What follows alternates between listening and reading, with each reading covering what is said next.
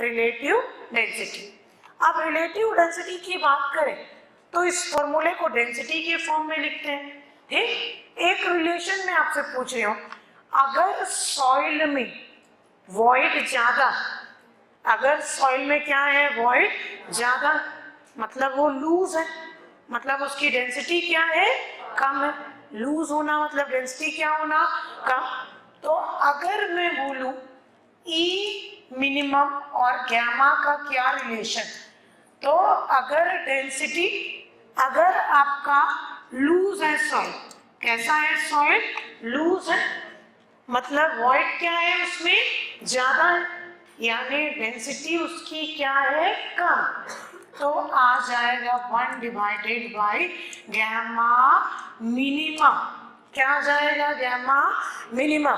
थोड़ा ध्यान से समझना, अगर वॉइड ज्यादा है, आप लोग के बीच में स्पेसिंग ज्यादा कर दो तो कम बच्चे आएंगे क्लास में, कम बच्चे आएंगे मतलब पहले पहले दिखेंगे, तो डेंसिटी क्या होगी इसकी कम हो जाएगी। तो मैक्सिमम वॉइड रेशियो पे डेंसिटी क्या मिलती है मिनिमम, और मिनिमम वॉइड रेशियो पे क्या मिलती है डेंसिटी मैक्सिमम। अगर मैं बोलूं कि अभी और पास बैठो, 25 बच्चे और आने वाले, तो और क्लास कैसा लगेगा डेंस लगेगा, तो फिर उस केस में ये रिलेशन मिलेगा। अब इसको फॉर्मूले में आप रखो, ठीक, तो फॉर्मूले में रखोगे सब्स्टिट्यूट बस करना, आईडी ई मैक्स क्या हो जाएगा 1 बाई गैमा मिनिमम, नेचुरल को लिखोगे 1 बाई गैमा एन, ठीक, इसको लिखोगे 1 by gamma minimum minus 1 by gamma maximum. ठीक, इस कंटेक्स्ट में भी पूछता है, लिखिए इस कंटेक्स्ट में भी आपको ऑब्जेक्टिव क्वेश्चन पूछता है। ठीक, न्यूमेरिकल के फॉर्म पे डेंसिटी दे दिया या फिर क्या दे दिया आपको वॉइड रेशियो। ठीक, तो इससे आप निकाल लेंगे गैमा का मतलब होता है डेंसिटी, गैमा का मतलब क्या होता है डेंसिटी।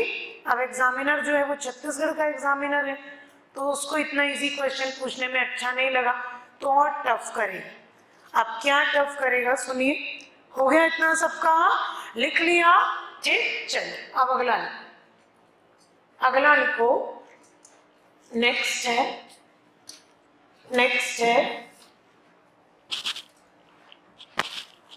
रेंज। इसका रेंज से क्वेश्चन पूछ लेता है यहाँ का एग्जामिनर, तो लिखो आईडी का रेंज के हिसाब से इसकी प्रॉपर्टी बता। अगर आईडी लेस है 15, 15 से 35, 35 से 65, 65 से 85 और मोर देन 50। ठीक, 65, ये कितना आ गया 65। Very loose medium dense very dense, very loose medium dense very dense, very dense. आपको क्या पूछेगा, और ये क्वेश्चन पूछ भी चुका है स्टेट में, एक न्यूमेरिकल क्वेश्चन दिया, उसमें से वैल्यू निकली जो भी थी, उसमें पूछा कि वैल्यू के हिसाब से बताइए कि इसका डिग्री ऑफ डेंसनेस या लूजनेस क्या है। वो वैल्यू मान लो 50 आती, तो कैसा डेंस है मीडियम, या उसकी डेंसिटी क्या है मीडियम। अगर वो वैल्यू 30 आती तो क्या बोलते हैं लूज है, अगर वो वैल्यू 100 आ तो कितना बोलते हैं वेरी डेंस। तो आपको न्यूमेरिकल के साथ कोलैब करके एक रेंज वाला क्वेश्चन पूछ दिया। ठीक, आ रहा है समझ में।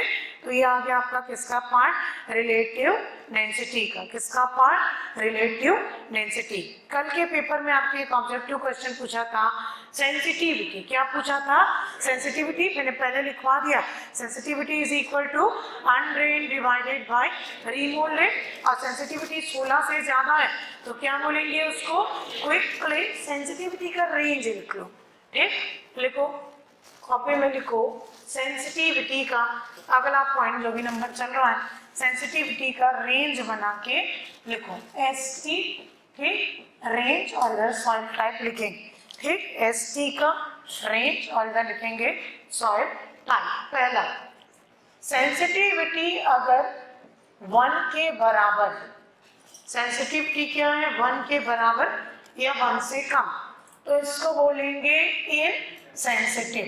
ठीक, इनसेंसिटिव, कोई फर्क नहीं पड़ता, कुछ भी बोल लो इसको। और अभी हम लोग को तैयारी के फेस में ऐसी होना चाहिए, इनसेंसिटिव। कोई हमको नेगेटिव बोले तो कोई फर्क नहीं पड़ना चाहिए, बट पॉजिटिव बोले तो पड़ना चाहिए, ठीक। चल अगला आ जाएगा 2 से 4, तो 2 से 4 आ जाएगा नॉर्मल सेंसिटिव। क्या आ जाएगा 2 से 4? Normal sensitive. क्ले की प्रॉपर्टी, किसकी प्रॉपर्टी है? क्ले की। अगर 4 से 8 आ गया, 4 से 8 को बोलेंगे सेंसिटिव। क्या बोलेंगे इसको? सेंसिटिव, सेंसिटिव, ठीक। उसके बाद 8 से 16, 8 से 16 को बोलेंगे एक्स्ट्रा सेंसिटिव। क्या बोलेंगे इसको? Extra sensitive. और अगर 16 से ज्यादा तो it is called quick clay. क्या बोलेंगे इसको? क्विक क्ले, यानी highly sensitive, highly sensitive.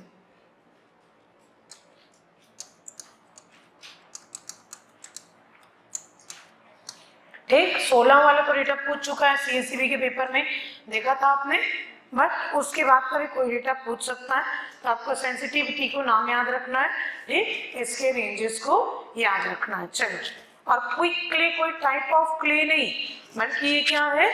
Sensitivity के हिसाब से डिफाइंड एक कंडीशन है, सेंसिटिविटी के हिसाब से डिफाइंड कंडीशन, ठीक। चलो लिखो अगला, नेक्स्ट लिखिए, नेक्स्ट लिखिए एक्टिविटी।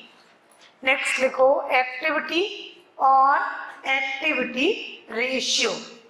नेक्स्ट लिखो एक्टिविटी और एक्टिविटी रेशियो, एक्टिविटी और एक्टिविटी रेशियो लिखो, लिखो।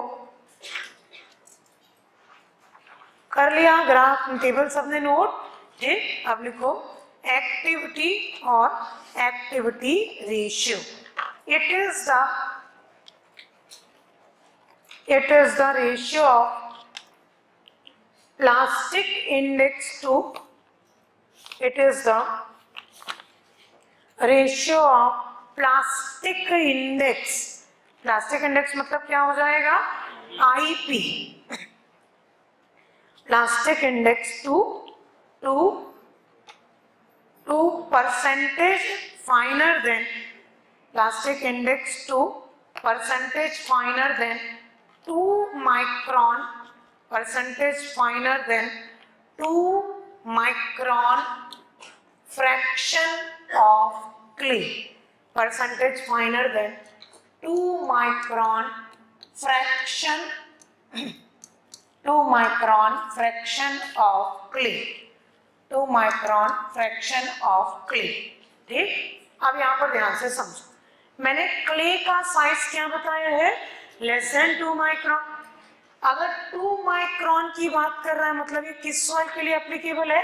क्ले सॉइल के लिए एप्लीकेबल। आपको ऑब्जेक्टिव क्वेश्चन पूछे कि एक्टिविटी रेशियो किस सॉइल की प्रॉपर्टी है या किसके लिए एप्लीकेबल है, तो क्ले सॉइल के लिए।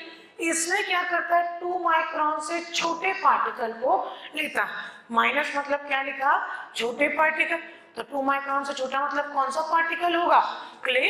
अब इसमें क्या करेंगे? आपको सीव एनालिसिस दे बोलेगा कि एक सीव को एनालिसिस किया, 2 माइक्रोन से कम जो है वो 20% पार्टिकल, तो इसकी जगह क्या लिख दोगे आप? 20%। प्लास्टिसिटी इंडेक्स मान लो कितना है?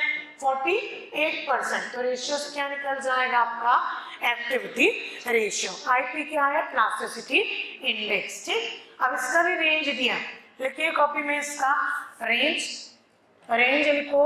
टेबल्स को याद कर लेना, वैसे तो हर चीज का टेबल, बट जितना हम याद कर पाएंगे उसको याद लिखवा रही हूँ आपको। एक्टिविटी अगर लेस देन 0.75 है तो हम बोलोगे कि सॉइल कैसा है? इनएक्टिव। कैसा है? इनएक्टिव। अगर ये 0.75 से 1.25 है, ठीक, 0.75 से 1.25, तो इसको बोलेंगे आप कैसा है? ये नॉर्मल एक्टिव। कैसा है ये? Normal active. और अगर ये 1.25 से ज्यादा, ठीक, तो इसको बोलेंगे आप हाईली एक्टिव, नहीं इसको बोलेंगे एक्टिव। और एक क्ले आता है, कौन सा क्ले आता है? ब्लैक कॉटन सॉइल, जिसमें मोंटमोरिलोनाइट क्ले होता है जो बहुत ज्यादा फूलता और सिकुड़ता है, तो उसका पूछेगा तो उसका एक्टिविटी होता है 4 से ज्यादा। किसका होता है? मोंटमोरिलोनाइट, इसका एक्टिविटी रेशियो होता है 4 से ज्यादा। आपको ऑब्जेक्टिव क्वेश्चन पूछ सकता है, सिंपल पूछेगा कि अगर 0.75 से कम है तो 0.75 से कम है तो आप बोलोगे कि ये कैसा है आपका इनएक्टिव क्ले। 0.75 से 1.25, 1.25 से ज्यादा, 4 से ज्यादा, तो ये सब किसका पार्ट हो गया? आपका एक्टिविटी रेशियो का। और एक्टिविटी में किसकी बात आ गई?